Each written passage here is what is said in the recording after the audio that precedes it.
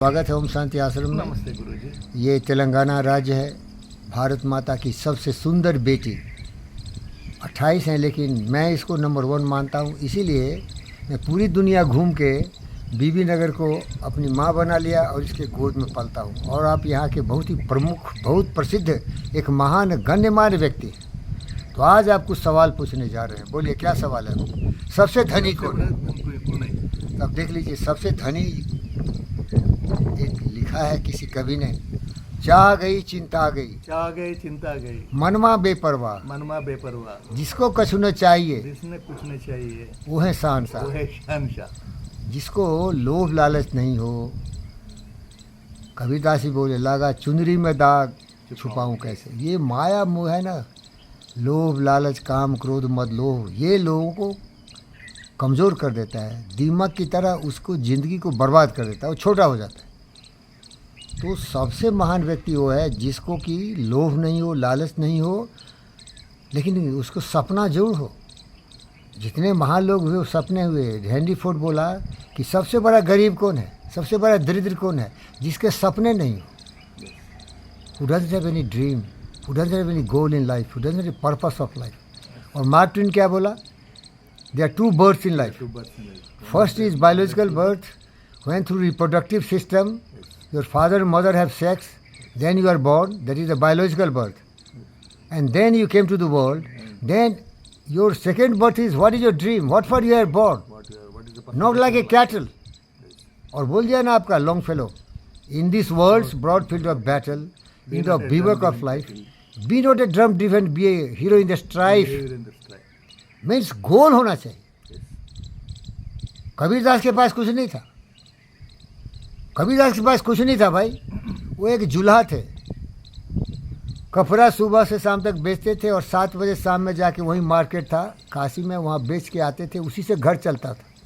लेकिन ज्ञानी दुनिया के सब महत्व थे। आप बोले कैसे पता इतना ज्ञानी थे? सबसे बड़े ज्ञानी का तो प्रमाण है कि लिटरेचर में जिसको नोबेल प्राइज़ मिलता है तो वो तो रविन्द्रनाथ टैगोर को मिला था। और ये 15वीं सेंचुरी के थे भाई। वो सारे महान लोग एक ही सेंचुरी में आए, तुलसीदास, कबीरदास, सूरदास, मीराबाई, बहुत सारे महान लोग, ये सब तुकाराम, क्या बहुत सारे ऐसे महान व्यक्ति थे। लेकिन इनकी रचनाओं को पूरी दुनिया में फैला है रविन्द्रनाथ टैगोर, क्योंकि ये पूरा सबसे बड़ा ज्ञान था इसमें।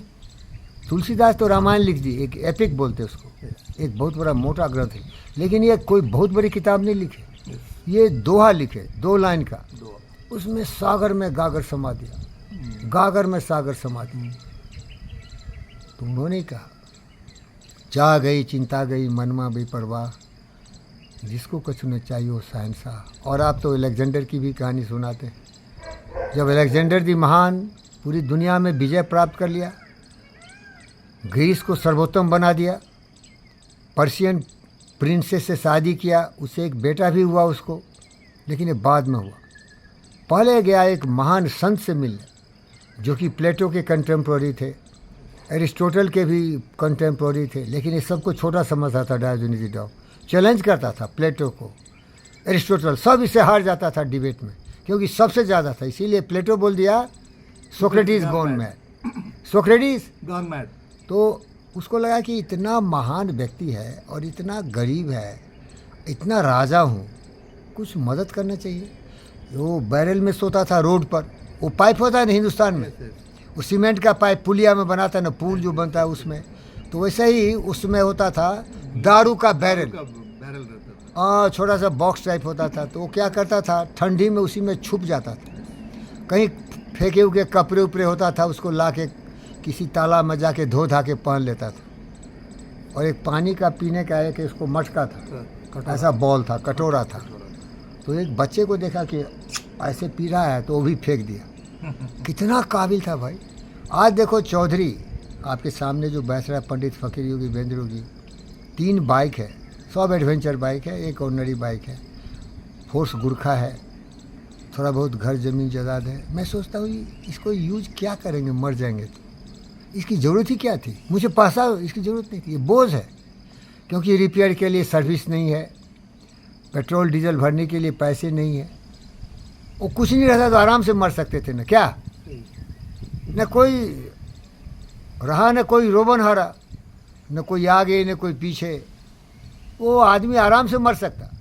लेकिन माया जिसको होता, बाल बच्चे, तो इसीलिए एक सूरदास जी भी एक भजन लिख दिया इसी से रिलेटेड, तुम मेरी लाखों लाज हरी, तुम जानत सब अंतर्यामी, करी नहीं कुछ न करी, सबद बंद की बोझ बंद के गठरी माथ धरी,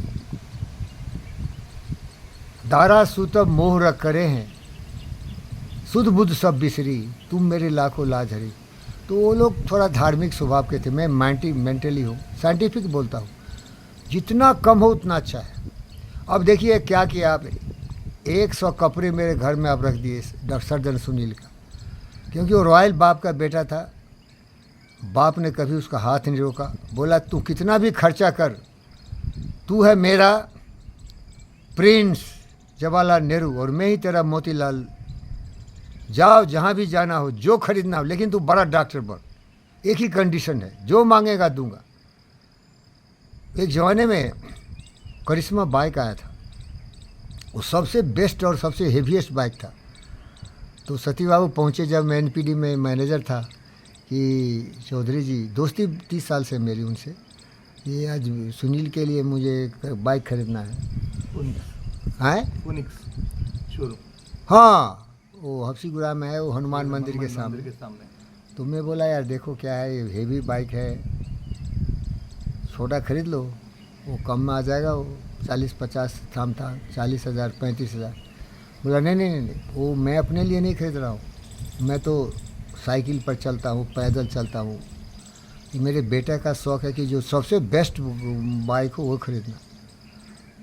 अरे भाई ये बहुत हेवी बाइक है, बच्चा रिस्की है, स्पीड भी ज़्यादा है। बोले कुछ भी हो, धरती खरीद के दे दूंगा उसको, क्योंकि बेटा से बढ़ के मेरे लिए कुछ नहीं, उसका शौक़ पूरा कर। ये महान व्यक्ति थे, आज सर्जन सुनील नाम रोशन कर रहा है। लेकिन क्या मैं बताना चाह रहा हूँ, भाग रहा हूँ मैं, इसकी ज़रूरत नहीं। सती बाबू से सीखना चाहिए। एक अभी भी इनके घर में जाता हूँ तो पिजन होल है, इनकी बीवी पत्नी मेरी बहन जया भाभी बोली, अरे सब कुछ किया, एक बड़ा सा घर तो बनाओ। और ये तैयार भी थे, इनको मैं पकड़ लेता हूँ और मेरी बात सुन लेता। ये चले गए वो सिटी में और 2-4 करोड़ लोन लेके बड़ा सा भवन खरीद रहे थे। अरे मैं मना किया, अरे जीवी कृष्णा रेड्डी का दोस्त हूँ। कृष्णा रेड्डी रो रहा था एक दिन टेनिस कोर्ट में, बोला मैं कितना गलती किया ज़िंदगी में, सबसे बड़ा गलती यही है। ये कमर्शियल सेंटर है ताज कृष्णा ताज डेक्कन के बीच में, जहाँ उनका कि कृष्णा मॉल बना, जीवी के मॉल 1, वो 10-20 मॉल बनाना चाहते थे। ये कमर्शियल में मैं इतना बड़ा पैलेस क्यों बनाया, और उस पैलेस में दुनिया के सारे बेशकीमती सामान भरे हैं, कहीं बोस्टन से, कहीं अर्जेंटीना से, जहाँ भी जाते थे उनकी बीवी इंदिरा बहन खरीद के ले आती थी। तो पछता रहे थे कि क्यों, तो मना किया, सत्या वो मान गए। लेकिन देखो इनकी सादगी, प्लेन लिविंग हाई थिंकिंग। आज ये 65 होने जा रहे हैं 1 अगस्त को। इन्होंने अपनी पूरी ज़िंदगी की यात्रा पूरी कर ली है, अब ये बोनस में जी रहे हैं। ये रहे न रहे, अब इनका कोई ज़रूरत नहीं है यहाँ, लेकिन जब तक रहेंगे लोगों की भलाई ही करेंगे। इनका एक ही काम है, समय के पक्के हैं। और दूसरी फिल्म बताऊंगा, इसमें यही कंक्लूड करता हूँ कि जिसको जितना लोभ लालच है उतना हड़प के रख लिया, और जाएगा तो कुछ लेके नहीं जाएगा। सजन रे झूठ मत बोलो, खुदा के पास जाना है, न हाथी है न घोड़ा है, वहाँ पैदल ही जाना है। ये बंगले, दुनियादारी, ये सब कुछ, ये बोझ है तुम्हारे लिए, माया का बंधन है। मरोगे तो अरे मेरे जैसे चौधरी मरेगा तो सोचेगा अरे मेरा KTM सीरीज ऑफ बाइक, मेरा सुजुकी सीरीज ऑफ बाइक, मेरा फोर्सा गुरखा, मेरा ये वो।